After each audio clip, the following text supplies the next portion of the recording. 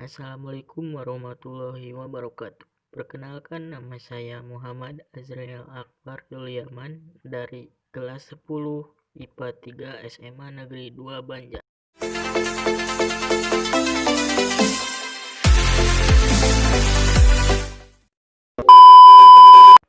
Di sini saya akan menjelaskan tentang pemanfaatan ilmu kimia dalam kehidupan sehari-hari.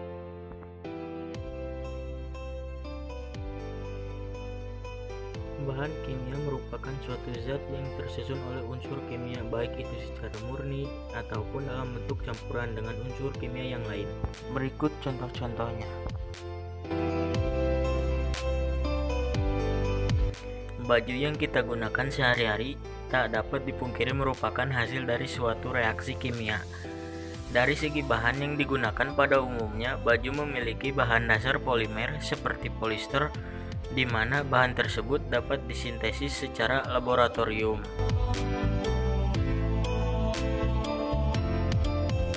Deterjen yang tersusun oleh surfaktan, di mana surfaktan itu memiliki dua sisi aktif yang mampu mengikat kotoran dan sisi lain yang mampu mengikat air. Ketika air dan kotoran tersebut berikatan dengan surfaktan, maka hal ini memungkinkan kotoran untuk terbawa bersama air. Pewangi atau parfum menjadi hal penting untuk menunjang penampilan kita.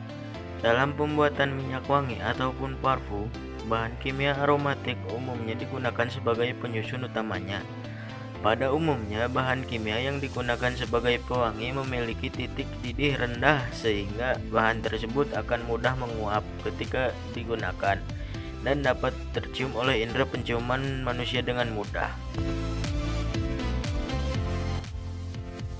Cat merupakan salah satu komponen utama dalam pembuatan bangunan, di mana cat ini dapat memiliki beragam fungsi seperti fungsi artistik untuk mempercantik bangunan, ataupun fungsi lain seperti mencegah terjadinya kebocoran dan melindungi bagian dalam bangunan. Berbagai fungsi dari cat tersebut dapat diperoleh dengan menggunakan bahan kimia tertentu. Bahan kimia juga memiliki peranan dalam makanan dan minuman yang kita minum.